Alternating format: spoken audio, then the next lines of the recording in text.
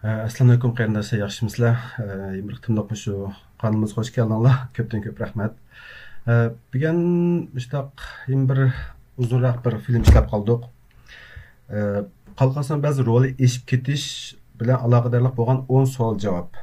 Endi bu temani biz qisqa videosini 2-3 kun oldin chiqargandan keyin buni bir qism savollar keldi. Amaliyotda bu 10 savollarni shu bu ikkinchi video emas, uni oldindan chiqargan chog'da xiljiq savollar kelgan. Ham shularni muratlab chiqdik. Ratlab biz bir 10 savolga markazlashtirdik. Shu qalqasman ba'zining rolini eshib ketish bilan munosabatli 10 savolni ratlab chiqdik.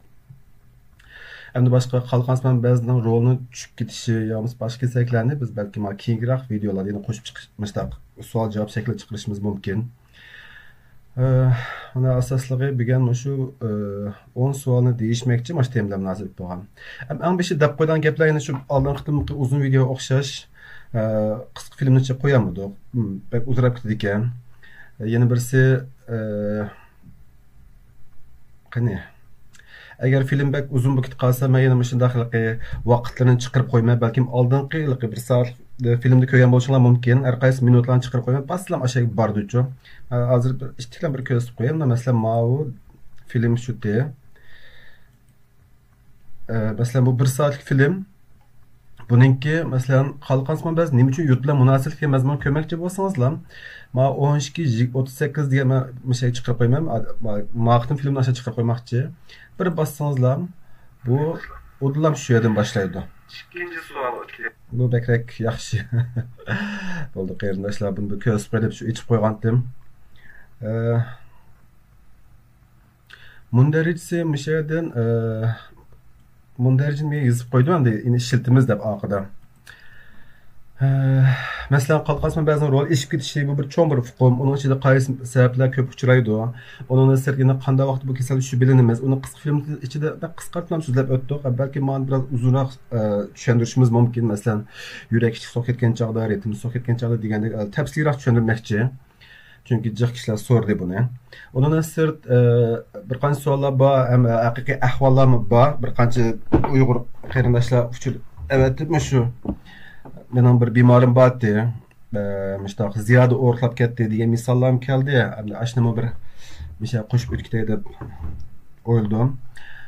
Onun sırt qalqansman ba'zi hormonlar jiqib ketsa, ziyoda ishlab ketib jiqib ketsa, homiliga hem törenme qandaq ta'siri bo'ladi. Onun sirgina bu kasallik masalan qalqansman ba'zi rol ish bitish ahvoli boshqa kasalliklarni keltirib chiqaramdi. Onun ikimiz bir ish bor. Masalan qalqansman ba'zi bo'ron chapquni deb balki buni jiq kishilar anglab baxmadi. Lekin bizning klinikda bo'libmi jiddiy qutulsa baxchi uchragan bir kasallikchi bu. Shu qalqansman rol ish bitishniki pek muhim bizga bo'lgan, endi bizga shu odamningki hayotiga udul tahdid qiladigan bir ahvolchi, onu bir so'zlab o'taman.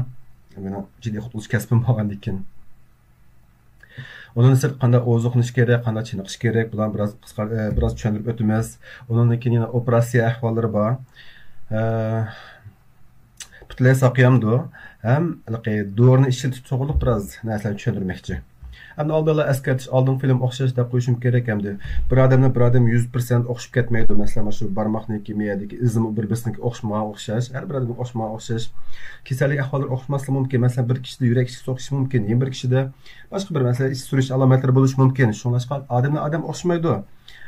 Shunlashqa mushtaq alomatlar bo'lsa, eng yaxshisi doktor sizni shu yuz turani ko'rib, tutib munosib tekshirishlarni qilib turib diagnoz qo'ysa texi yaxshi. Endi biz bu yerda bilan so'zlashga maqsad endi qo'ymasam bo'lmaydi, chunki bu oldingi videoni ko'rmaganlar bor.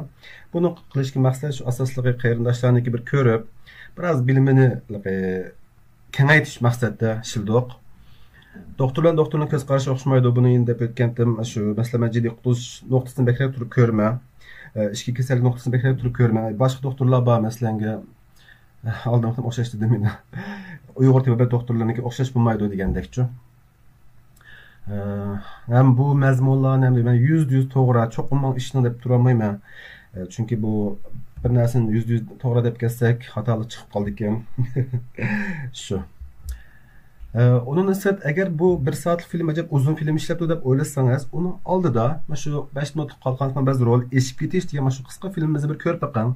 Uni ko'rgandan keyin ba'zi ko'nglingiz ba'zi savollar tug'ilsa, ko'nglingiz ba'zi savollar paydo bo'lsa, anki ma bir saatlik video, bu qancha soat bo'ldi bilmayman, balki bir soat bo'lar. Andan keyin bu film ko'rsan bo'ldi. Sizga texim yaxshi ham demoqchi o'g'limcha.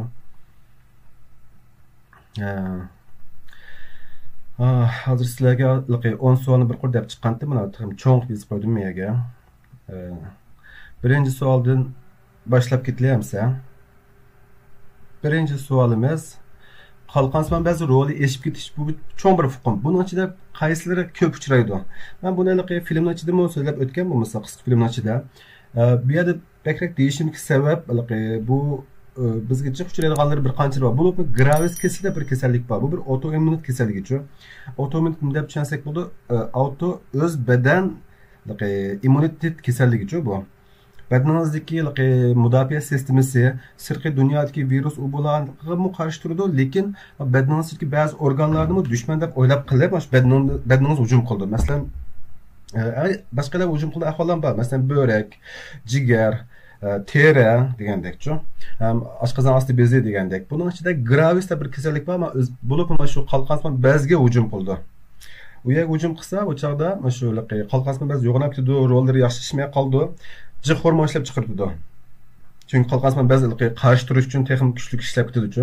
Masalan, qarshi turma deb badan ishlab degandekchu. Anda ishlagandan keyin ziyoda hormon ishlab chiqardi. T3, T4 hormon deb degandim, balki misollarda bor qalqonsimon bez hormonlari. Bu Graves kasallik nəhayət köp uchraydi-chu. Bo'lib, mana shu qalqonsimon bez rol eshib ketishida, masalan, 100 kishiga diagnoz qo'yilsa, masalan, 100 kishida qalqonsimon bez rol eshib ketish ahvoli bo'lsa, buning ichida qancha odamda bor desak bo'ladi? Buning ichida oz deganda 70-80 170-80 kishining hammasi mana shu Graves kasallik. Onun bu qalqonsimon bez diffuse tamoman yo'g'onab ketadi-chu. Asta yo'g'onab ketadi. Onun sirgina yalluqlar bor. Graves kasalligini balki biz yana boshqa bir video chiqarishimiz mumkin. Tafsilroq tushuntirib qo'yay debchi. Qisqa video lekin bu chog'da. Yana yalluqlar bor. Yalluqlarning ichida eng ko'p uchraydigani Hashimoto. Yaponliklar keşif qilgan, topgan ijod qilgan desak mayli endi. Yaponliklar shuni tadqiq qilib, texnik bir aniq bir hukm bergan bir kasallikka. O Hashimoto kasalligini ayrim bir tushuntirib o'tamiz, chunki Hashimoto kasallik ayollarda eng ko'p qalqonsimon bez yalluqlarning ichida eng jiq uchraydigani, eng jiq uchraydigan turi. Bu o'z badan autoimmun kasalligi ham ayollarda ko'p uchraydi. Asoslig'i bu ayollar ko'p uchraydigan kasallik. Bu qalqonsimon bez roli eshib ketish, ojizlab ketish ayollar ko'p uchraydi. Erler bilan ayollarniki nisbatlashtirib kelsa, ayollar erlarniki 5-6-10 nasl desak bo'ladi-chu. Bak ayollarni tanlaydigan bir kasallik bu. Hashimoto kasalligi mash o'rta yosh, biraz yosh, masalan 20 yoshni tortib bo'lgan ayollarda bo'lish nisbati nihoyat yuqori. Bo'lib o'rta yoshlarda 35-40 atroflarida bekchiq bo'ldi. Onun ise bu yalluq deganki, onun ise yine virus sabablik bor, yine mikrob sabablik bor. Bularninki mash yalluqlarning dastlabki mezgilida qalqonsimon bez roli eshib ketdi. Hormonni ishlab chiqardi. Lekin o'tir mezgil kelgan chog'da kasallikchi taraqqiy qilib, o'tir mezgil kelgan chog'da hormonlarning saviyasi normal kishilarga o'xshash bo'ladi, lekin yalluq bor u yerda. Lekin uncha jiq hormon ishlab chiqaramadi. Oxirgi mezgil kelgan chog'da roli tuvalab ketdi. Shunlashqa biz bu yerda Hashimoto kasallik dastlabki mezgili deb eskartib qo'yamiz. Üçüncüsü yine zehirlik taq go'sht parchasi deb tarjima qildim. Toksik adenom debchi. Mana shu qalqonsimon bezning bir nuqtadagi bir kichik bir yerdagi bir parcha go'shtda jiq hormon ishlab chiqar ekan. Lekin qolgan yerlarda unda normal ishlaydi. Faqat ham bir go'sht jiq ishlab chiqadi. Yana birisi bor. Zehirlik ko'p go'sht parchasi sababli poqoq, toksik multinodular goiter debchi. Bu mesela qalqonsimon bez bo'lsa, buniki bir qancha yerda go'sht parchasi bor, ular jiq ishlab chiqardi. Ular odatda operatsiya qilsa yaxshi unumog'il bo'ldi-chu. Uni aqdim biroz so'zlab o'tamiz. Ondan sonra yine ösmeler var. Ösmeler içinde qalqonsimon bezning o'zining o'sma raklari bor. Bunun 4 turi bor. Yaxshidan tortib nachargacha. Buni boshqa bir video so'zlab o'tamiz yana. Endi ko'pincha yaxshi sifatlik o'smelar. Ularni operatsiya qilsa, nihoyat yaxshi, lekin operatsiya qilsa, mesela 131 davolashni qilsa, nihoyat yaxshi bir unum og'il bo'ldi. Saqib ketadi u bemorchi. Onun ichida bir qanchalik oxirgi bir turi bor, nachar, u endi ancha yaxshi emas bir turi endi. Ondan sırf başka yerdeki ösme raklar, mesela tuxumdan da ösme rak bo'lib qolsa, umi qalqan ispan bez hormon ishlab chiqaradi. Tuxumdan da. Yana birisi urug'dan bo'lib qolsa, mana qalqan ispan bez ishlab chiqarish mumkin. Qalqan ispan bez hormon ishlab chiqaradi. U chog'da qarasang bo'yinda masala yo'q, lekin boshqa yana kelgan o'smalar sababidan bo'ldi. Yana birisi ko'p ko'riladigan bir hipofiz meni osti bezi o'smisida u yerdan TSH deb bir hormonni jiqlab chiqarib qoldi. Qalqan ispan bez g'idiqlovchi hormon. Men rasm chiqarib qo'ysam ekan miyaga. Oldingi videolarimizda bor u rasm. U hormonni jiqlab chiqardi. Vazirdan kelgan buyruq nihoyatda jiq berib, men qalqan ispan bez bordi. Ana u yerda qalqan ispan bezini jiq hormon ishlab chiqardi. Ularni operatsiya qilsa nihoyat yaxshi unumog'il bo'ldi. Ondan sonra yine hamillik sebebidir. Hamillikte desenler mi şu pek çok uçuraydı bu. Hamilelik devrinde tuyuqsa qalqan ispan bez hormonları jiqlab chiqarib bo'lib qoldi. Onun sebebini hazırda tepilmedi. Xuddi gravis kasalligiga o'xshash o'z badan otoimmun kasalligida. Bularning sababini topolmadi. Masalan, bir ayol kishi 3 qitim hamile bo'lsa, masalan, ayrim 3 qitim bo'ldi. Faqat hamile mezgillam shu qalqan ispan bez yuqori bo'lib qoldi. Lekin hamile tükkendan keyin saqlamat bo'lgan tug'ib bo'lgandan keyin yana asli qaytib keldi bir qancha oyning ichida. Ashta bir ahvol bor. Ondan sonra ersiyat, çoğunlar da qalsa yaşlardan bo'lish, bolalardan bo'lish mumkin. Lekin bu yer faqat shu mumkin deyolamiz. Yüzde cho'qim bo'ldi deb demaymiz. Mushu sabablari hamda bu har birisi mash deganlarimchadagilar hammasi qalqan ispan bez rol eshib ketish ahvolini keltirib chiqadi. Shunga sizga bir diagnoz qo'yilgan chog'da, sening qalqan ispan bezing jiqishlar ekan degan chog'da bo'lsa doktordan bir so'rayman. Meniki qaysi nima sababdan bundaq bo'ldi? Ya bir o'sim bormikan, ya komisi bir go'sht partiyasi bormikan, ya komisi o'z badan otoimmun kasalligi gravismikan, yoki Hashimotoning dastlabki mazgilimikan deb so'rasam bek yaxshi bo'ldi. Hamilik bo'lgan uni aniq bilgil bo'ldi hamda. Aniq bilib olsangiz, kim biriga berib qolsin, boshqa bir doktor ko'rgan chog'dan boshqa bir sababdan menda bir jiq ishlab qoldi deb bersangiz, nima sababdan so'rab qolsa, hech bo'lmasa deb bera olasiz. Aniq bilib qo'ygan yaxshi hamda. Chunki sabablar o'xshamaydi, natija o'xshash bo'lgandan sabablar o'xshamaydi. Sabab o'xshamagandan keyin davolash usuli o'xshamaydi. Ikkinchi savol kelayli. Qaysi vaqtda bu kasaldan shubhalanamiz? Biz buni odatda videolarda birinchi o'playdigan masalalar shu hamda, oldin bo'playdigan masala. Qalqan ispan bez kasalligidan qanday shubhalanamiz? Masalan, ancha uchraydigan ahvol badan yeni qiziydi. Eng bir yurak ichki so'qidi bo'lib, yurak ichki so'qish hamda qizishni qo'ybak amadan bak diqqat e'tibor olib ketmaydi. Lekin yurak ichki so'qqan chaqada jiq kishilar ansiraydi. Meni yurak kasalim bormidi debchi. Buni bu shu jiq kishilarni ansiraydigan. Voy men yuragim so'qib bordi, yuzim qizarib ketib bordi. Yana birisi hayajon ketib borma, bu nima sababdandir deb. Jiq kishilar yurak kasalini ansiraydi. Bo'lib 35 ta o'tgandan keyin yo'misa 30-35 o'tgandan keyin kishilar yurak kasalini ansiraydi. Ammo berib yurak tekshirsa qarasa yurak normal, yurakda yo'g'onash yo'q, tomir tiqilish, tomir to'sish degan ahvollar yo'q. Ashta bir qancha bemorlar kelib boqdi. Hatta bir qarinishimiz so'rdi shuni. Bir yaqini deylamdi. Yaqini og'ir qopdi.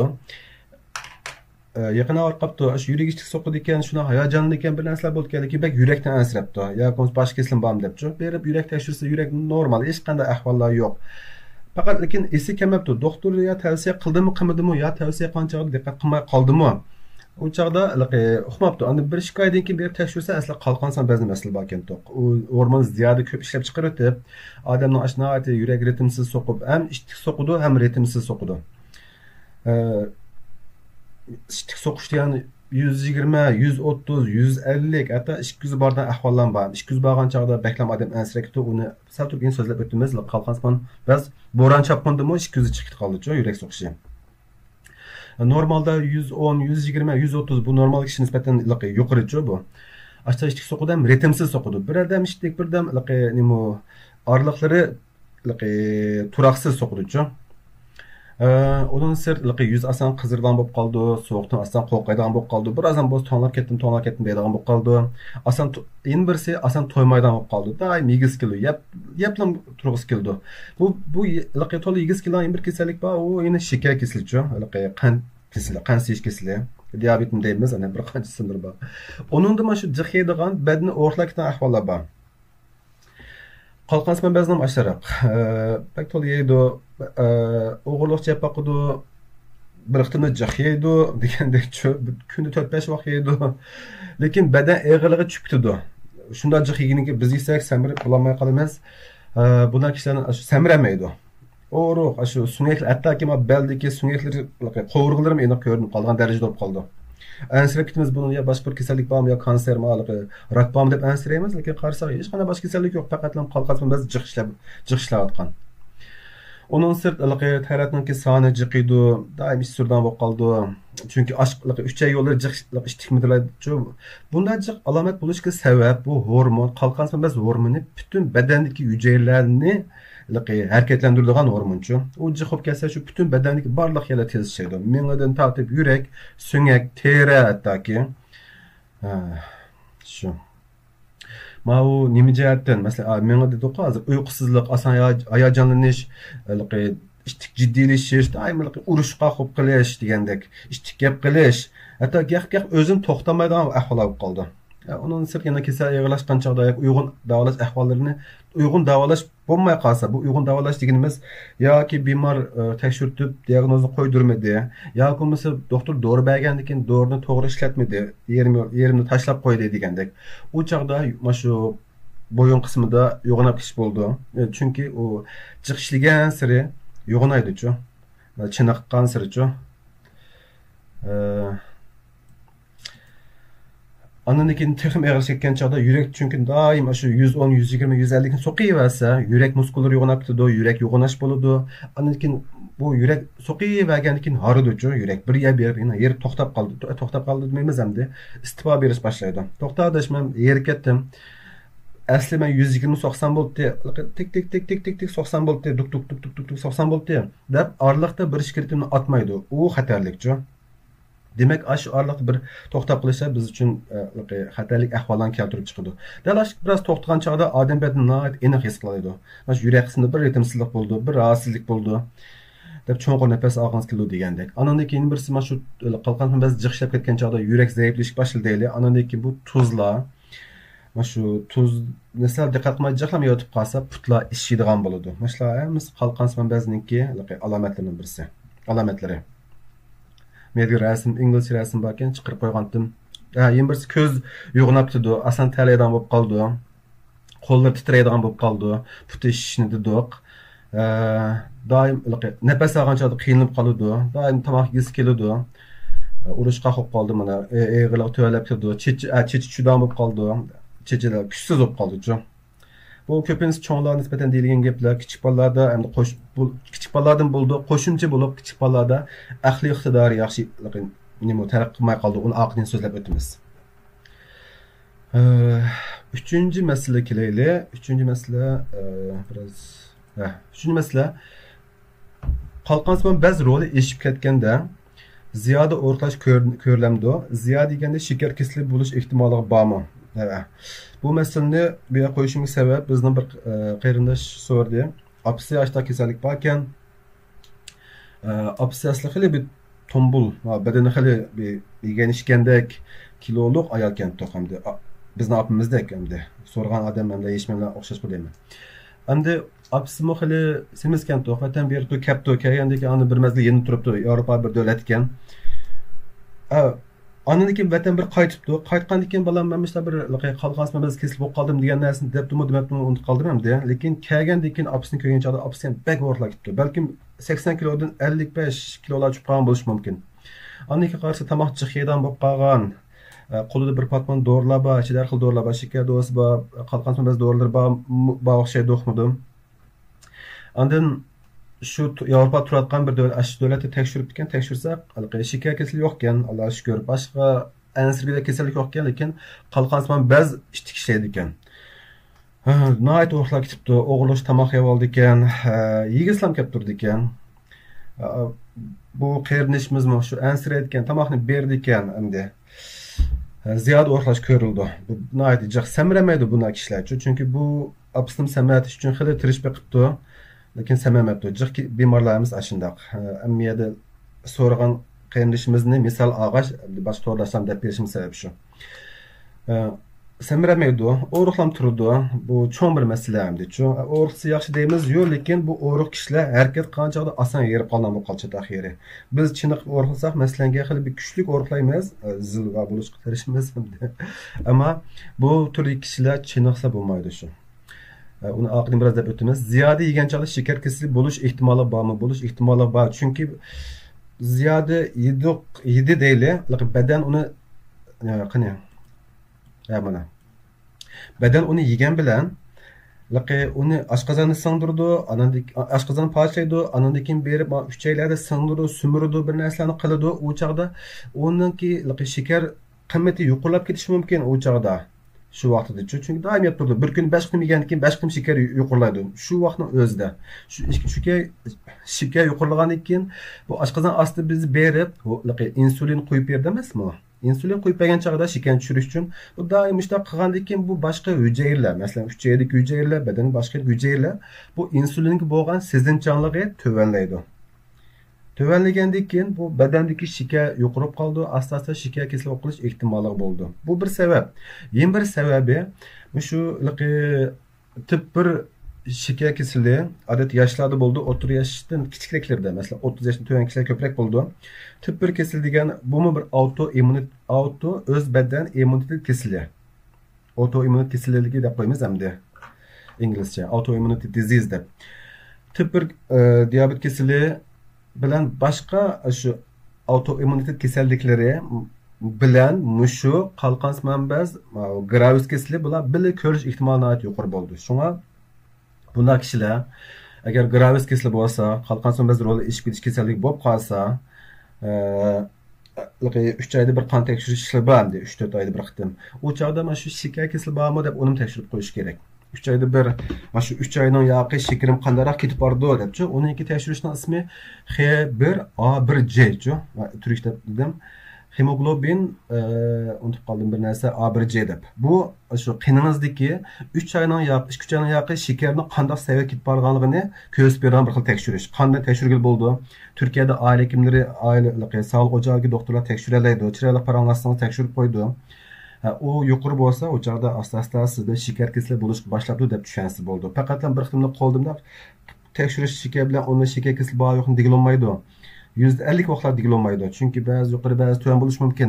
Mana bu H1A1C degan H1A1C desak bo'ldi, inglizcha bo'lsa.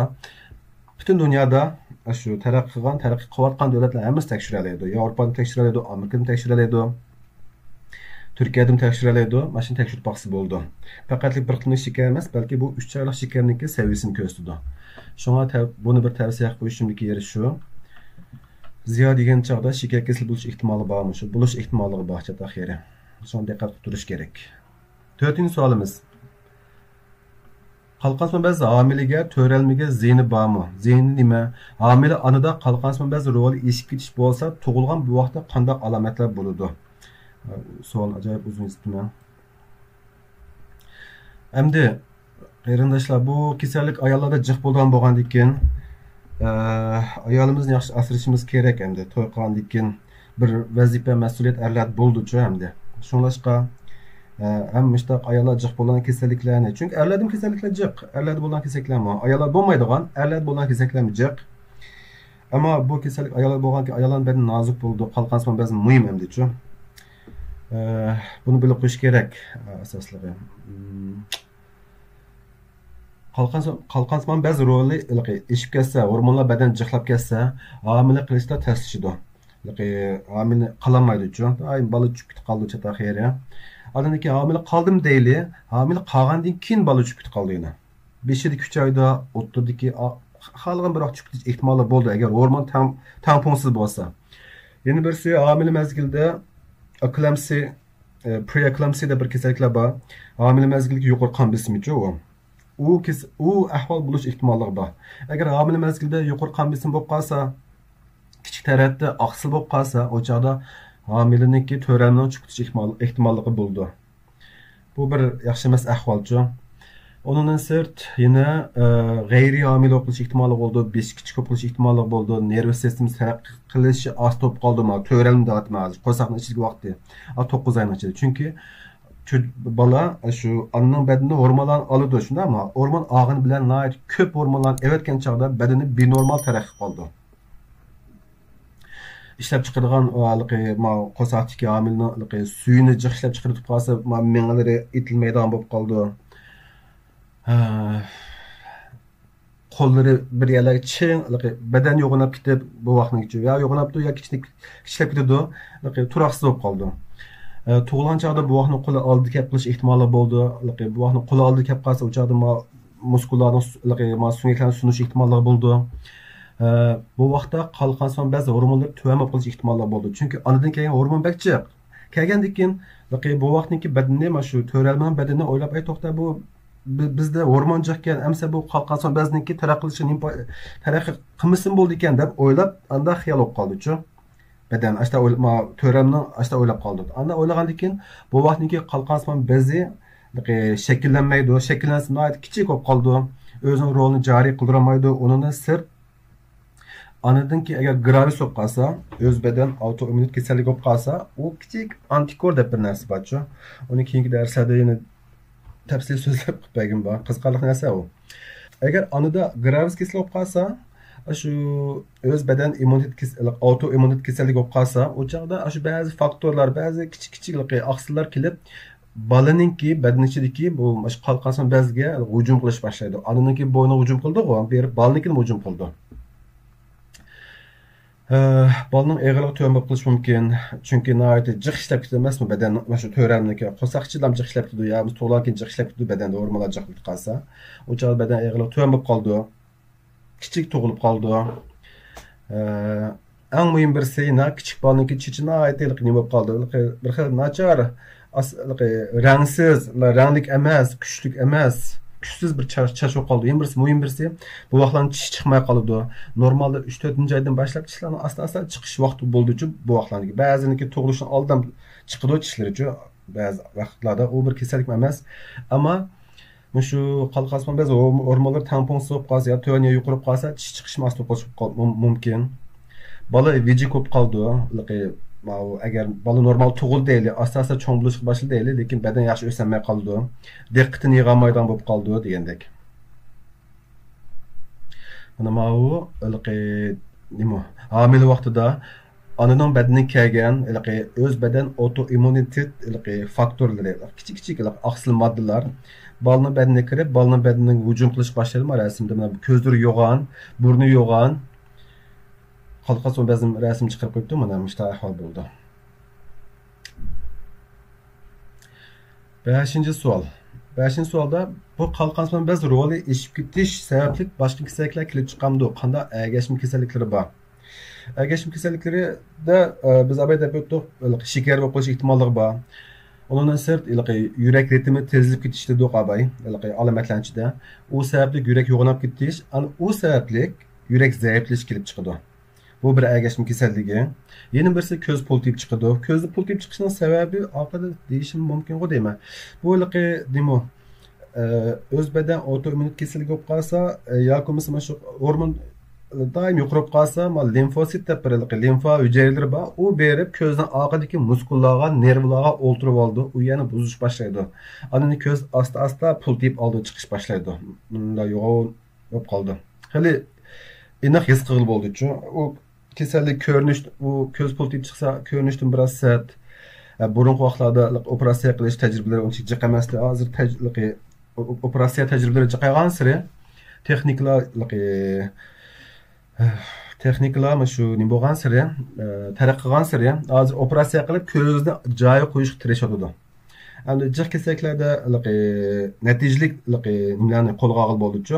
Aytdi ko'zir joyi qaytib qolgan ko'ngil bo'ldi, lekin o'tganda bir kasallik ko'rdik, bir qayrinishimiz so'rabdi ekan. Ko'zni ayt oldin chiqibdi, 3 qitim operatsiya qilibdi. Lekin tozalik yaxshi bo'lolmabdi. Aniqlam oldin chiqayotgan gapchi. Hech cho'nroq odam ekan, uning shakar kasali bor ekan, to'g'ri. Shakar kasali aniki mana shu qalqan biz masala degandek ishlar bor ekan, to'q. 3 qitim operatsiya qilibdi, bo'lmay qolibdi, 4-qitim qilishimiz mumkin. Ananikin mana bu bir nimaga kanser o'smirlarga ishlatiladigan bir xil yangi chiqayotgan dorilar bor. Monoklonik dorilar. u orqali shu dorilar orqali qalqon son bezniki ziyoda ishlab chiqarishini kontrol qilishga tirishdi ekan. Monoklonik dorilar deb qo'ydik turkchada. Yangi chiqayotgan shu yangi bozorga chiqayotgan dorilar. Ana onun sırt ina köz politik çıktı. Anın keyin süngek qani poqaq dedim. Süngek çalanış ahvali bo'lib qoldi. Süngek çalanış ahvollari ko'pincha mau odat to'xtagan ayollarda jiq bo'ldi. Chunki ularning badanida hormonlar asosan tugashga boshlaydi, ayollar hormonlari. Andan keyin süngeklar asta-asta çalanishga boshlaydi. Kalsiylarni yaxshi ishlatishlari tuvalab ketadi. Lekin shu qalqon son bezniki ziyoda ishlab ketishidimi, ziyoda roli eshib ketgan chog'dimi shu süngek çalanış ahvollari bo'ldi. Ondan sonra qalqon son bez bo'ron chapquni deb muhim bir kasallik, ciddi qutuluş doktoruna nisbeten muhim bir kasallik var. Onu ciddi qutuluşda davolamasa salbiy xatarli kasallik çoğu. Onunki bo'ron chapqun deganimiz shu qalqon son bez ziyoda ishlab ketgan chog'da, hormonlar ziyoda yuqori ketgan chog'da, shu vaqtning shu necha soatning ichida qon besimi yuqorilib ketish, badan temperaturasi eshib ketish, ichki qattiq surib ketish qatorli ahvollar bo'ldi. U chog'da uni shu jiddiy qutulishda davolab, aniki uni munosabatli bo'limga, ishki kasalliklar bo'limi yo'masa, ishki ajratma kasallik bo'limida yotqizib bir qancha kun kuzatmagicha u kasallik unda oson saqlaydigan bir kasallik emas. Unda bir oson bir alomat emas. Onun sırt biz abayda o'tdi, homillik ta'sir qildi, tug'ama so'p qoldi, bola cho'kib qoldi, kichik bolaning o'sib ketishi ta'sir qildi. Bularning hammasi shu agashma kasalliklaricha. Gravis başqa autoimmunitet kasalliklari bilan birga ko'rish ehtimoli bo'ldi. Bular qaysilar desanglar, abay biz degandek tip 1 shakar kasalligi, undan sırt revmatizm, undan sırt sedef kasalligi, teri kasalligi qatorli kasalliklar birga ko'rish ehtimoli bo'ldi. Endi 6-savol. 6-savol. Qalqonsimon bez bo'ron chapquni degan nima? Buni endi misha biroz qo'shib o'tay, chunki bu meniki bo'limim shu. Thyroid storm deb qo'ydi inglizcha, undan sırt turkcha tiroid fırtınası, hangi olsa jarron shenfong deb qo'ydi. Bu kasallik jiq uchirmaydi normal hayotda, balki ba'zi hech anglab baxmagan bo'lishi mumkin. Bunun sebebi asosligi qalqonsimon bezda shu ash kasallik bor. Qalqonsimon bez rol eshib ketish bir kasallik bor. Normalda bu bemor doriyavatadi, yaxshi tanishib kelyotidi, lekin tuyuqsiz. Boshqa bir kasal sababli, masalan virus, mikrob sababli angina qattiq bir qo'zg'alib qoldi, yoki bo'lmasa bir yeringizni bir kesilib ketib qoldi, yoki bo'lmasa bir sunib ketib qoldi, Alloh saqlasin hamda. Tashqi zarba, ziyoda bir besim, jiddiylashish bo'lgan chog'da tuyuqsiz bu hormonlar ziyoda ishlab ketib qoldi. Chunki bu qarasa, bu meniki xo'jayinimning badani shu ma'lum bir ish bo'tadi bu odamga. Nihoyatda jiq hormon lazım, energiya lazım degan chog'da bu qalqonsimon bezi texnik jiq ishlab chiqarib, hormon saviyasi nihoyat yuqori ketadi darajasicha. U chog'da o'sha har xil alomatlar, normal biz abaydabki alomatlarni necha qat bo'lib paydo qildi. Masalan, qalqonsimon bez rol eshib ketishningki alomatlarining birisi yurak ritmi 110, 120, 130, 140 dedik-ku. Bunda vaqtida 170, 180, 200 bu chog'da yurak chidamay qoldi. Nihoyat inoqlamas qil bo'ldi. Onun sırt beden temperatürası yuqori ketdi, 37,5, 38, xuddi haqiqatan bir kasal bo'lib qolgandeklamchi, kasallik qoldi.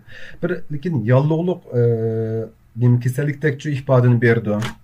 Qon besimi yuqorilab ketib qoldi, nihoyat yuqori 180 da, 100, yo'qsa 200 da, 100, 110 degandekchi nihoyat yuqori ketib qoldi. Bu chog'da bunday bemorlarni to'xtaman bir 4-5 kundan keyin mana shu ishki kasallik bo'limi bilan ishki ajratma kasallik bo'limiga nomer elib aniq berib tekshirib davoltay deydiganga vaqt yetmay qoldi. Buna kishilar shu o'dil jiddiy qutulish berish kerak. Ana aşağıda beshida alomatlarni yeniklatishga tirishimiz, andan keyin shu aloqador bo'limlar bilan ko'rishib, mishtamishda bir bemor keldi. Biz qalqonsimon bez bo'ron chapqundan shu bilinyapmiz, shuni kelib bir ko'rib boqamsa deb deymiz. Ular kelib ko'rib ya shu ya emas, ya masalan qo'shimcha mana tekshirishdan bir qilib boqinglar, hormonlarni bir ko'rib boqinglar. Masalan T3, T4 ko'rib boqinglar deyish mumkin. Şunun qarta qarar berib shu bo'limga o'tkab ana davolaydi. Bir 7-10 kun davolama sunmaydi. Jiddiy qutulishda 2 kundan jiq turkakil bo'lmaydi-chu normal ahvol ostida. Mana bu qalqansman bez bo'ron chapquni. Nihoyatda tushuntirgim bor bir kasallik. 7-savol. Endi bu kunlik turmushga munosib bir savol. Qalqansman bez roli eshib ketish kasalligida qanday ozuqlanish kerak? Harakat chiniqishni qanday qilish kerak? Tomoq jihatda endi belki siz normalda anglagan gaplarni deb berishi mumkin bu yerda. Tomoq ritmini qilish kerak. Kunda 2 vaqt asosiy tomoq, et yeganlik, tushlik, andan keyin kechda ozroq yesak bo'ldi. Shu meva ko'katlarni yesak ham bo'ldi. Lekin bir muhim narsa, shu tuzni iste'mol qilgan chog'da yoki bo'lmasa yut, asosli yut shu tuz bilan keluvchi, hozir ishlab chiqarayotgan tuzlarda ham yut bor. Yutning miqdori to'g'riroq bo'lishi kerak-ku. Bunaqa jiq iste'mol qilmaslik kerak. Biz yutni nima degan to'q oldingi darsda? Yut degan shu qalqansman bezning ishlab chiqargan hormon T3, T4 ning ichidagi bo'lmasa bo'lmaydigan shu hormonning shaklini shakllantiradigan muhim bir elementchi. O jiq o'tib qolsa shu hormon jiqlab chiqadi degan gap. O chog'da shuni yutning miqdorini azaltishimiz kerak. Yoki yutsiz tuz yoki bo'lmasa yut oz bo'lgan tuzlarni ishlatish kerak. Normal tomoqlarda dengiz, masalan, dengiz mahsulotlarini ozroq iste'mol qilish kerak degandek. Üçüncüsü, ozuqlar tanışalgan bo'lishi kerak. Salatalik yap qolsa, masalan, biz yansay deymiz qo'ymdi. Uni yegan chog'da mana tuz qo'ymaslik kerak. Andan keyin tomoq ranglik bo'lishi kerak. Har xil saylarni shu ko'katlarni birlashtirib qilgan pek yaxshi bo'ldi. Tuxumniki eqini yeyish kerak. Andan keyin qo'shimcha kichik nashliq tayyorlab qo'yish kerak. Chunki ba'zi bemorlar o'g'irlik javob oldi-ku. Tik chiqib lama to'nat qo'ydim bir narsa ilib yegisi kelib turdi. Shunlashqa amal bor bular uchun mesela işte bir bemoriniz bo'lib qolsa yoki bo'lmasa Alloh saqlasin agar siz işte bo'lib qolsangiz mustaqil kichik tomoqlarni tayyorlab qo'ying. Ichida savuzlarni jiqroq qilib to'natga qo'yib qo'ying. Salatalik uchun. Ashni yesin. Ashni yegandek hech bo'lmasa og'zini qichish to'xtaydi. Bir narsa yegandek bo'ladi degandek. Andan keyin bu ashman kelgan bir savol. Benim bu bemorim semramidi deb qo'shimcha oqsil mahsulotlarni iste'mol qilishdan burun cho'qim doktor bilan ko'rishib ashuni maslahat bersin. Chunki bu oqsil mahsulotlar bor, u deganimiz chini qatqanlar shu muskul chiqarimiz deb ichadigan oqsil nimalari, oqsil mahsulotlari qutlug sotadi. Uni iste'mol qilgan chog'da u bir börek, bir nimaga, bir jigarga ta'sir qilishi mumkin. Onu çini qatqalar ishgan bo'lsa mayli, chunki ular çini qatadi, badni xo'ratadi. U balki yosh bir bola bo'lishi mumkin, bir o'rta yosh bir o'rta yosh deyman, endi 20 yoshli bir kishi bo'lishi, o'g'il bo'lishi mumkin. Ular uni iste'mol qilsa hech qanday masala yo'q. Ular badni uni chiqarib muskullar operatorlaydi. Lekin endi bu qalqansman ba'zi rol eshib ketish bo'lgan bemorlar degan ayollar hem jiq chinas bo'lmaydigan ayollar, jiq talabkas bo'lmaydigan ayollar, jiq herkas bo'lmaydigan ayollar bular chiniqolmaydi. Chiniqolmagandan keyin o chaqda bu mahsulotlarni iste'mol qilsa, bu ayollarniki jigiriga, bo'riga ta'sir qildi. Börek süz bulanmay qoldi, jigarmi süz bulanmay qoldi. O chaqda bu ikki o'rin masala chiqadi degan gap. Shunlashqa pek tavsiya qilib ketmaymiz. Samirish uchun hamda mana yapaqsi bo'ldi deb qilsa, bo'lsa shu bemoringizni kuzatayotgan doktor bilan ko'rishib, bemorning ahvolini bir bilib qo'yib, shikar kasali bormi, jigar masala bormi, bo'rak masala bormi, ashamni qilib bo'lgandan keyin u chog'da yesin yo yemesin uni shu vaqtda qaror bergan eng yaxshi. Lekin hargiz o'z oldingizga bir manisin, ma mahsulot yapaqsin, a mahsulot yapaqsin deb bermang. Vitamin yesa mayli bo'pti, lekin u oqsil mahsulotlarni iste'mol qilib ketmasin. Ana chiniqishni degan chog'da bu kasallik badan ziyoda jiq ishlaydi. Siz uxlaq, bu bemor uxlayotgan chog'da xuddi marafon yugurayotgandek hujayralar shunda ishtik nim qildi. Chunki bu hormon sabablikchi. Bu hormon ishlatkizdi badanni. Shunlashqa bular kishilar samiramagan keyin bularga og'ir darajada chiniqishni tavsiya qilmaymiz. Masalan, taqi yamish bulamdi, baq 10 kilometr yugurish bulamdi, 5 kilometr yugurish bulamdi. 40 minutdan ortiq yugurish bilan yarim soat ortiq yugurishlarni og'ir yugurishlarni tavsiya qilmaymiz. Qattiq og'ir ko'tarishlarni tavsiya qilmaymiz. Chiqib ajoyib tayyorligidek bir tanharakatni tavsiya qilmaymiz. Bunday kishilar endi bek bo'lib ketib qolsa, mana tomoqdan keyin bir tomoq 15 minut o'zim yozdim, endi o'zim nim qilib. Tomoqdan keyin 15-20 minutdan keyin berib, endi 15-20 minutdan maydonlarni biroz asta bir minib, havo yeb, tomoqlarni singdirib, mana shu nimadan qizlangachni o'tib, oshqozon kirib, shu yerda biroz asta sayl qilish shaklidagi harakatlarni qilsa mayli. Ammo uningda og'ir harakatlarni tavsiya qilmaymiz. Chunki bedenni nihoyat ichki xo'rayotgan bir kasallik bu. Uxlayotgancha chiniq o'riklaydi bular. Shu beden aşağı bo'ldi. Allah shifolik bersin. 8-ci sualimiz. Qandaq vaqtda operatsiya qilindi? Qalqansman bez operatsiyasi, poqaq operatsiyasi, hipofiz o'smisi operatsiyasi, ming osti bezi operatsiyasi, bedenning boshqa yerdagi o'smalar ham ko'z operatsiyasi, bir qancha operatsiya ham yetmaygan. Nima uchun men qalqansman bez operatsiyasi bilan poqaq operatsiyasini ayrim ikkiga deyishim sababini hozir tushuntirib qo'yaman. Endi bu qalqansman bez rol ish bitishningki sabablariga qarata 3 xil cho'ng davolash usuli bor. Birisi dori yeyish, uni sal tupinda aytganmiz. Amsa avval 9 savol o'taylik, andan keyin 8 savol kelaylik, kechiringlar. O'rnimdan boshlab qo'ydim.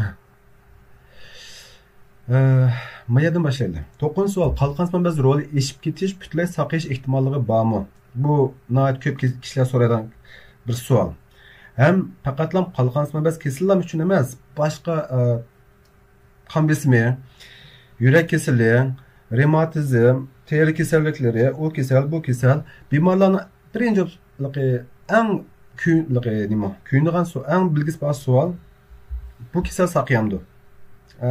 Bo'libmi uzun muddat dori ichadigan bemorlar bo'lsa, bu dorini uzun ichsa desalam, ularning birinchi so'raydigan savoli bu kasal saqlayamdi. Endi bu saqlash degan gapning ma'nosi nima? Endi ashni bir bilib chiqish kerak. Saqlash degan sizcha endi butunlay shu %100 men 18 yosh vaqtimga o'xshash jonliq, tirik, tetik, yo'qmiz kasal bo'lishni oldingi vaqtidek jonliq, tetik bo'la olmayman desangiz, u biroz ta'sirchi. Unda hech kim bunday bo'la olmaydi. Bir kun o'tdi, biz tunganki Nurmatga qaytolmaymiz, tunganki Aisha, tunganki kishiga qaytolmaymiz.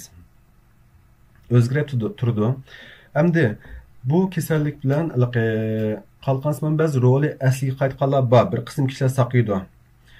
Har xil usullar bilan, masalan, ba'zi operatsiya, masalan, ma'lum bir yerda bir parcha go'sht bor, jiq ishlab ketdi, uni kesib o'tdi, boshqalar saqlaydi, Allohga shukr, unda bor. Yana ba'zi bir qitim ko'pincha operatsiya bilan shu saqlaganlar bor.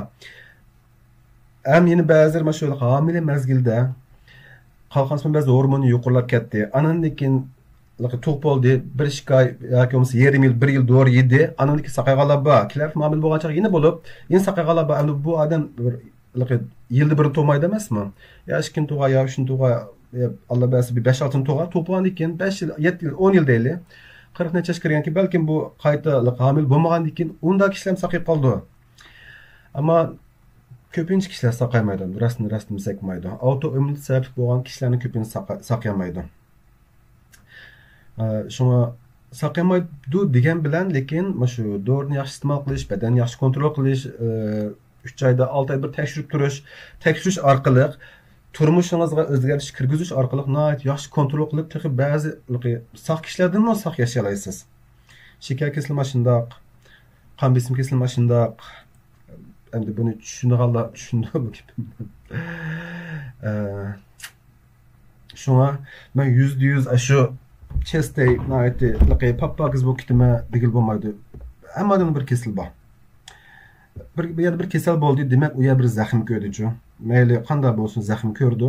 Undan keyin achar kichik bo'lsin bir nima qoladi. Hech bo'lmasa odamning gendimi, madam 2021-yili 5-oyning 14-da bir kasal bo'lib qoldi degan shu uchurim qolib qoldi taki geningizda. Shunga balki o'zini ro'y besim qilolman bu ishlarni-chu. Yaxshi kontrol qilish, yaxshi shu kayfiyatni yaxshilash qatorliq shu normal kishidanmi go'zal yashag'il bo'ldi xudoyim bilsa. Endi bu g'arbiy meditsinasida bu davolash bir qancha davolash usullari bor. Mana shu bu davolash orqali bemorni saqlayishga tirishimiz, saqlayishga. 3 cho'ng davolash bor. Birisi dorilik davolash, mana shu hormonni tushirish dorilari, hormon qarshi dorilar. Anan yana birisi degan iod 131 radioaktiv davolash, yana birisi operatsiya. Operatsiya sadece qaytib so'zlaymiz. Endi bu 3 xil davolash usulini qaysini tanlash, endi shu doktorninki shu bemorni davolashdagi natijasida ana qaror berdi. Masalan, u bemorniki eg'irlik qaraydi, bo'yi qaraydi, yeshi qaraydi, keyin qilayotgan xizmati qaraydi, atrofga muhiti qaraydi, kasallik tarixi qaraydi. cho'nglar bo'lib vaqtim uning qaraydi hozirgi bu alomatlarniki turmushi qancha ta'sir qildi uning qaraydi qandagi hormonlar qarab boqadi ultravozlik shakli qarab boqadi masalan hammasini umumlashtirib uni davolash qarorini chiqardi shunlashqa odatda man ba'zi deb qo'yman bir doktor sizni ko'may turib san uba buba manigin anigin bo'lib meni doram degin desa ko'may turib sizni to'rlam desa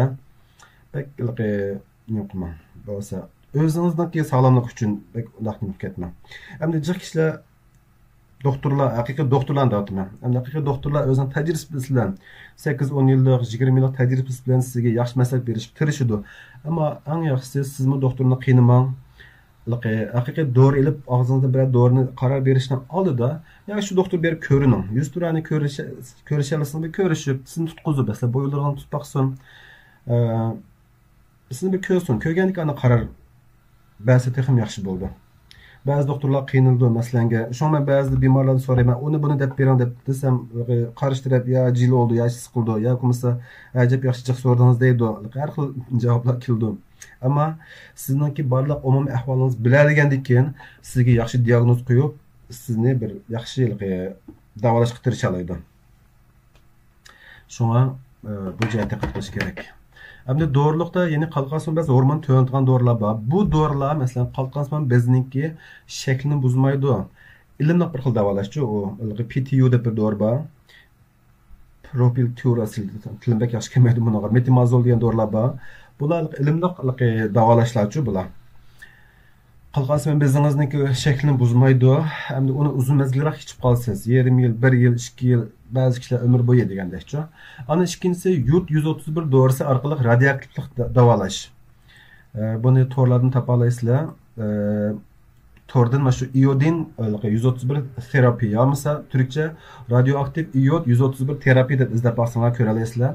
U bir xil nimaga, rak o'sma kasalliklaridek bir davolaydigan bir yadroq davolaydigan bir xil davolash usuli uchun. Bu yutni biz abaydin deb o'tdik, oldingi darsda deb o'tdik. Yut miyaga qalqansimon bez hormoni ishlab chiqishına oid foydali modda dedik. Lekin jihoki qolsa shu ta'sir qiladi dedik. Uyqusiz bilan bir narsalarni tushundiribman. Mashina yo'li ishmashmoqni deb. Lekin yut jihoki qolsa u chaqda bu qalqansimon bezni buzadi. Agar siz mana shu qalqansimon bez rol eshib ketish kasal bemordiki, mana shu qalqansimon bezning mana shu bir yerda, qalqansimon bezning mana kichik bir yerda bir go'sht bor, yoki ikkiyada go'sht bor. U chaqda yoki bo'lmasa boshqa yana boshqa bir qancha xil nimalar bor, talablar bor. Bu shu yerga jig'ni bilan asta silib ashuni nim qildi. Shu dorini berdi, 131 deganni. Bu ximiyalik bir dori turib tayyorlab turib berdi emasmi? Radioaktiv doridek tayyorlab berdi. O chaqda shu yani ko'ydirildi desam bo'lmaydi endi. Shu yana shaklini buzdi. Buzgandan keyin hamda ashyo hormon jiqlab chiqaradi. U hormonlarni jiqlab chiqarmaydan bo'lib qoldi. Ko'p kasalliklar, bemorlar mushkul davolash bilan saqayganlar bor endi-chi. Agar ash shartga to'ssalam, ham uni shu doktorimiz qaror berdi. Hamda uning bir xatiri shu uning atrofidagi shu qalqansimon bezniki nimalarning shaklini tuzilmasini buzib qo'yish mumkin. Hamda hozir bu texnikalar bo'lgan sari taraqqiy qildi. U xil buzg'unchiliklarni badanning boshqa yeri bo'lgan buzg'unchiliklarni eng tuvan chekka tushirishga tirishadi endi-chi. Lekin buni bir yaxshi bir davolash usuli bo'lmaydi. Endi uchinchisi operatsiya bilan davolash. Operatsiya davolashni hozir endi o'tamiz. Mushu 3 xil davolash usuli bilan mana shu qalqansimon bez rol eshib ketishni davolashga tirishadi. Shunga endi buning ichida bir qismini saqlaydi, bir qismini saqlaymaydi. Ham sizning qaysi turdagisi uni endi shu doktor endi %100 saqlash degan u Alloh alam qiladigan ish. Bemorlar doktorlar faqat tirishadi, sim tirishib maslisiz, andan keyin endi bir yaxshi bir natijalashga tirishimiz endi. Qolganini Alloh tavakkul qilamiz. Endi operatsiya to'g'ri biroz tushuncha beraylik. Qalqansimon bez rol eshib ketish bir bemorimiz bunday savol so'rab ekan bizga. Az qoldi.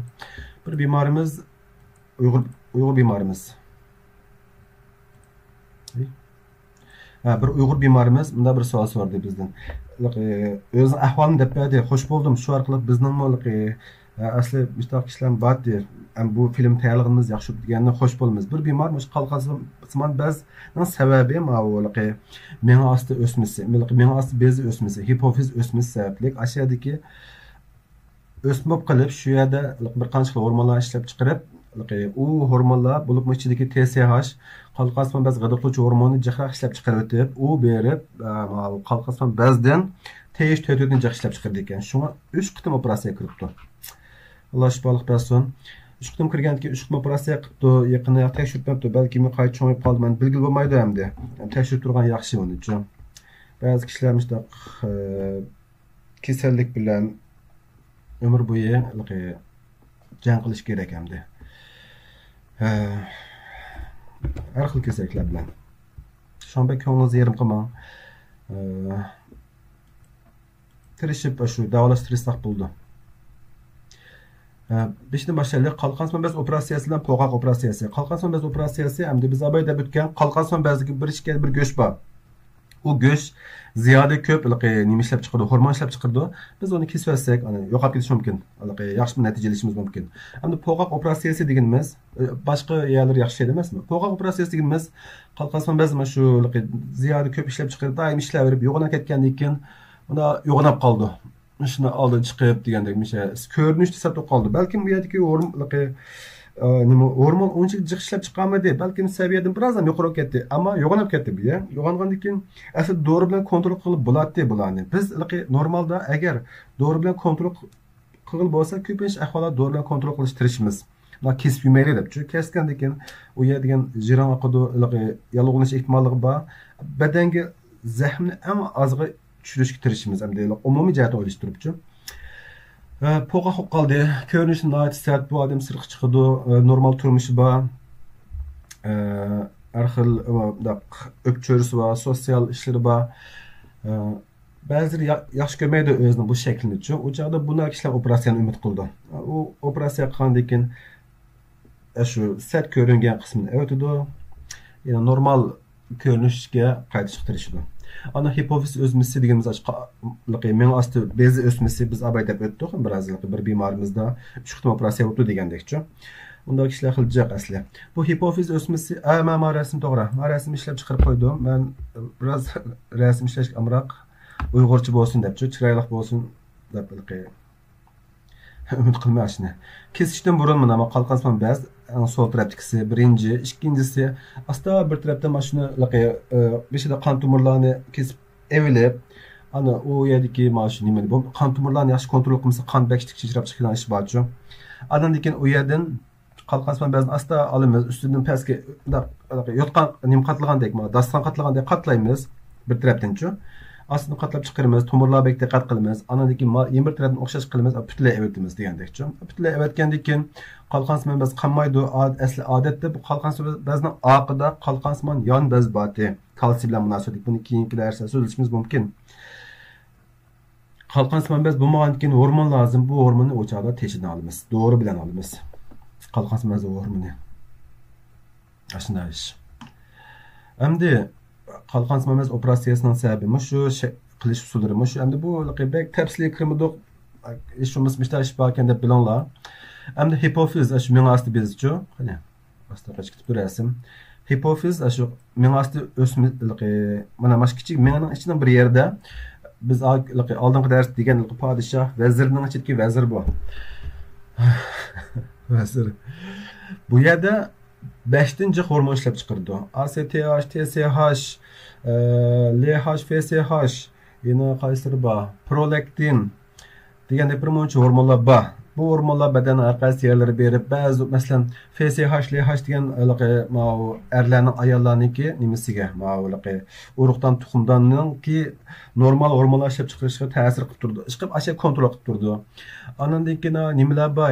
MSH da terimizdan sal qaramtul nurdan quyosh nuridan kelgan ba'zi nimalarni ultraviyole deymiz. Aşağı tosaş için kıldığı bednimiz rang bergen hormonlar. Anındaki ma süt kildiğin hormonlar, anıla tuğup olgan ikilam süt kilişteki sebebim işlerden bir prolaktin dep bir hormon var. Şunu işlep çıkırdı. Şu sebeplik süt kildiğin bizden garip medisine asmışlar düşündürdü. Anındaki börek üstü bezi var. Onu kontrol kılan hormon işlep çıkırdı. Bu bir yaman bir vezir bu.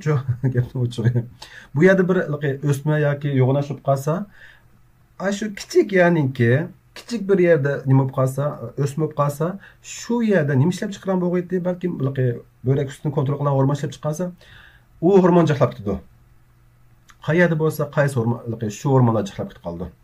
Endi nihoyat kichik bir yer operatsiya qancha diqqat qilib qilgan operatsiyalar uchun endi. Ba'zi bemorlarniki, mana shu biz abayda bitgan bir qarinishimizniki, shu hipofizda, pituitary glandda, miyos bezida, uchasini ma'nosi bir Aşk kalkansman bez gıdıklıqçı hormon işlep çıkırdığan yerdikide ösme ba onu kesip aptı. Şu kıtım aptı. Yeni yoğun aptı. Bir çata xeyri emdi bunun sebebini hiç kim bilmeydi hazır ki. Nimi sebepten boldu. Lekin cık kişilerde bu irsi sebeplik boldu kalgını şunu bilip atıdı hazır. Lekin başka nimi sebepler var. Streske bağlap bakıdı. Bazıları ama şöyle ciddi ilişki bağlap bakıdı. Yemek içmek bağlap bakıdı. Uygur tibi aptı bu ısımı belki Nizashanın buzuluşu bilen bağlap baksak mı boldu onu biraz ügünüvatımız hem de hazır. Çünkü bazı garip medisinası ılıqlamagan narsani Uygur tibabda qilishga tirishimiz. Özümüzniki bir bağı göremez mi? Şu bu mena astı bazı ösmüsüdeki operasyonlar. Aş küçük yani kesip öldürdü. Ana yembirse qani abay bir qansın dedik. Bunun içinde andan nega chiqarmaptım ama ko'znikin davtli ama ko'zni biraz deb o'tdik. Bu qalqan simon ba'zi hormon jihlab ketgandan keyin bu badimizga limfa hujayralari qanda yurib yuramasmi? Badanning yer baralaydi umi. Ular ziyoda jiq ishlab ketish boshlaydi. Mana shu hormonning jiqish, agishi, to'xtam, ham jiqraq ishlaychi, ham jiqraq bir ishlan qiluvchi deb ko'zning oqidagi muskullarga berib singib oldi. U yerdan u yer nervlar singib oldi. Ondan keyin ko'zlar işte oldi pul tiyib chiqish boshlaydi. Ko'zning kontrol qilmoq ta'sir qoldi. Ko'zning qapig'ini yumsa ko'z yumilmay qoladi. Degan ahvol bo'lgan chog'da bu ko'rinish ta'sir qilgan bir ish. Bu ham ko'rinish ta'sir qildi, ham ko'rish quvvatiga ta'sir qildi. Mesela ba'zilarning ichki ko'rish boshlaydi, aniq ko'ramaslik boshlaydi, ko'zning oqidan bir narsa bosqandek zo'ng og'riqdan qoldi. Bu chog'da ba'zi kishilar operatsiya qildi. Bizning boshqa bir bemorimiz o'ning mashina chiqib ekan, 3 qitim operatsiya qildi turasi to'g'ri. 3 qitim men bu sanajimga uchrab ketdi ya. 3 qitim operatsiya qildi, lekin yelam bor. Saqaymapti ba'zi kishilarni ashtaqchi. Saqaymapti, 3 qitim operatsiya qilgan tushliq. Doktorlar tavsiyasida u nereden kelgan bemor diye o unutib qoldim. Oman Yemendan o deyman. Ondan ular 4-chi operatsiyani tavsiya qilmaymiz. Onun asir mana shu monoklonal drugs deb shu uni uyg'urcha yaxshi tarjima qilolmay qoldimi dorini. Ashta yangi chiqayotgan bir dorilarni tavsiya qilib boqamiz, lekin bizdan davlatda yo'q. Uni ya Turkiya ya boshqa bir Yevropa davlatida deb ilishing kerak deb tavsiya qilibdi. Endi onunki davolashliqi nemiz qanchalik endi davolanib saqayishi qanchalik endi uni hozir aniq emas. Yangi chiqqan emasmi dorilar? Odat bir dori chiqqandan keyin 5-10 yil, 20 yillik aniq bir yil bo'ldi yaxshi natijasini. Endi birsi unutib qoldim men. Davlatda badanning boshqa yerga o'smalar bo'libmi mana shularga nima er bilan ayollarniki urug'dan tuxumdandimi o'sma bo'lib qolsa, ular qalqasman ba'zi hormon o'xshash hormonlar ishlab chiqardi. Badan Oy bu qalqansin biz hormon ekan deb xato tushunilib, badan shunga nim qildi. Shu hormon badek ishlab ketdi. U chog'da asharim operatsiya qilish kerak. Saqlash ehtimoli bormi deb o'tdik. Ana 10-si buni chiq kishilar yaxshi ko'rmaydigan, bo'lib kesib bemor kishilar yaxshi ko'rmaydigan bir ish. Endi buni deb qo'ymasak bo'lmaydi. Bekchiq ushlab ketdi bu mana. Bekchiq. Dori ishiltish to'g'risida o'z xohish bilan to'xtatish, bemorning xohishi bilan-chi, masalan, bo'ldi men ishmisam saqiqan o'xshayman, bo'ldi ishmay debchi. Yoki bo'lmasa menda bek ig'irlab ketdi, meniki alomatlarim noyati jiq, men bu do'g'ri ozchi qo'ygan o'xshayman, doktorman jiqbanga o'xshayman, jiqraqchi deb bir talchidan, ikki talchidan ishlar borchi. Bu to'g'ri biraz narsa, biraz mazmun deb o'taylik. Abay deb o'tdiqmi, bu yer dori miyasini migras. Qalqasman biz hormoni qarshi bo'lgan dorilarni bemorga berdi. Uni kunda yeysiz debchi. Milligram hatta milligramni deb berdi. Bir bemorda yangi diagnoz qo'yilgandan keyin bir dori bergandan keyin bu bemorga nima deydi? Odatda bir 2 oy 3 oydan keyin keling, hormonlar qayta bir ko'rib baqili deydi. Bunun ko'rishga sabab shu asosligi mushu kishida bu hormon mushu dori yaxshi ta'sir qilyaptimi, kontrol qilib maldimi 3 oyning yoqi deb hormonlar qarab boqadi. Agar hormonlar yine benormal bo'lib qolsa, yine ilam yuqori bo'lsa, miqdorni biroz jiqaydi. Normalga esa normalga tushsa, o chaqda bo'ldi mashina davom qilgin deydi. Mana shu saviya davom qilgin deb. Shunga buni doktorlarni ularni qayta chaqirishga sabab shu. Ammo ba'zi bemorlar bor, bir oy 2 oy yeb qo'yib sal badani yaxshi qolgandek his qilgandan keyin u dorini yemaydi. Pek çok işler şundak. Hech kim doğru işini yaxshi ko'rmaydi. Bilimiz buni endi. Amal yo'qchi ba'zi ishlarga. Yuqori qon besimi kishilar mashta qildi, shakar kesili mashta qildi. Bek endi biz dorilarni vaqtida yeyishini, qaralik tekshirib turishni bek tavsiya qilamiz. Shunga PTU, metimazon degan dorilar bor. Yerimni ko'p dorilar kishilar buni to'xtatib qo'ydi bu dorilarni. Shunga endi sizni tekshirgan doktorning pozitsiyasi qanchalik nachar bo'lsin, qanchalik siz bilan ilgilanmasin, siz bilan qaromay qolmasin bo'lgan taqdirda agar mador manchik gap to'g'an deb degan bo'lsa, agar u doktorniki davolashdan ancha mamnun bo'lmasangiz, bir 2 kundan keyin yoki bir haftadan keyin boshqa doktor berib diagnozni qayta bir yangilab, texmo aniqlashtirib qilasiz. Bedningiz sizniki, siz o'zingiz kuyunishingiz kerak. Ma doktorning pozitsiyasi nacharkan bu bo'ldi, yag'an etdi deb. Balki bu doktor pozitsiyasi biroz nachardi, yoki bemorlar jiq shunga yerib qolgandi. Ammo agar u doktorni yoqtirmasdan boshqa bir doktor bo'lsa berib, shu diagnozni yaxshi qilib o'tib, dorini boshlang. Boshlagandan keyin bir qancha oydan keyin berib, shu qayta bir tekshirish qilish kerak. Dorini o'tirib to'xtatib qo'ymang. Bu bek muhim. Keyingi turmushingiz udul ta'sir qildi. Bu agar qolgansiz jiqishib ketdi, dorilarni kontrol qilmasangiz, boshqa agashma kasalliklar sizni bedaningiz buzib qo'ydi. Siz kasal bo'lsangiz, atrofdagilarning ko'ngli yerim bo'ldi. Sizni yaxshi ko'radigan odamlarning ko'ngli yerim bo'ldi. Shunga bu jihatga sal diqqat qilish kerak. Hamda sizga dori boshlasa bir doktor 3 oydan keyin yoki 2 oydan keyin agar qo'lingizda shu vaqtdagi materiallaringiz bo'lsa, 3 oyning oldingi materialingiz bo'lsa, boshqa doktor berib ko'rinsangiz mayli, hech qisi yo'q. Lekin qo'lingizda bu materiallar bo'lmay qolsa, belki doktor almashtirib ketmang. Hech bo'lmasa, shu o'xshash doktorga berib, kuzatishni shu doktorga davom qilgan eng yaxshi. Shuni tavsiya qilamiz, chunki doktor sizni biladi, hech bo'lmasa.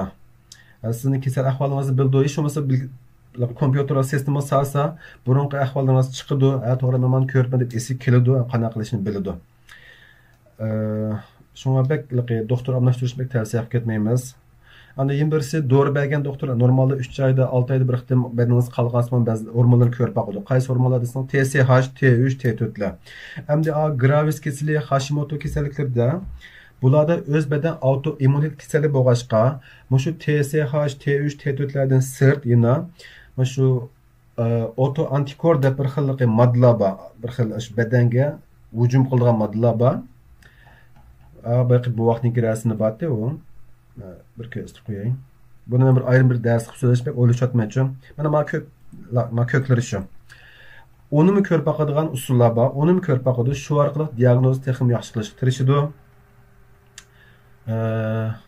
Ammo uni bir qitim diagnoz qo'yib qo'ygandan keyin uni qayta ko'rishni hamda cho'nroq doktorxona yoki 6 oy 1 yil yo 2 yildan keyin qilish mumkin. Ammo TSH, T3, T4'dan bir yaxshi bilingan oila doktor tekshiradi sog'liq o'chog'i bor u Turkiyada. Yevropadan bor deb bilaman. Amerikadan bor deb bilaman. Kanadadan bor deb bilaman. Chaqirib turdi ekan hattoki Yevropaning texnik yaxshi. Turkiyada asosda qo'yibdi. Burunmi qilish qilgan bo'lish mumkin hamda. Sestra doim telefon qildi sizlarga. Shu kelmani tekshirdim, anda qildim, balangizni eklan tekshirib qo'yamiz u debchi. Bu da qilgan yaxshi. Shunga o'chog'i sizlar bir erinmay tekshirib olsanlar yaxshi bo'ldi. Bo'lib mana TSH, T3, T4lar sizniki hormonlaringizniki belgili bo'ldi shu. Masalan, qanday ishlatdi deganicha. Boshqa qilib qolgan mazmunlar bormi?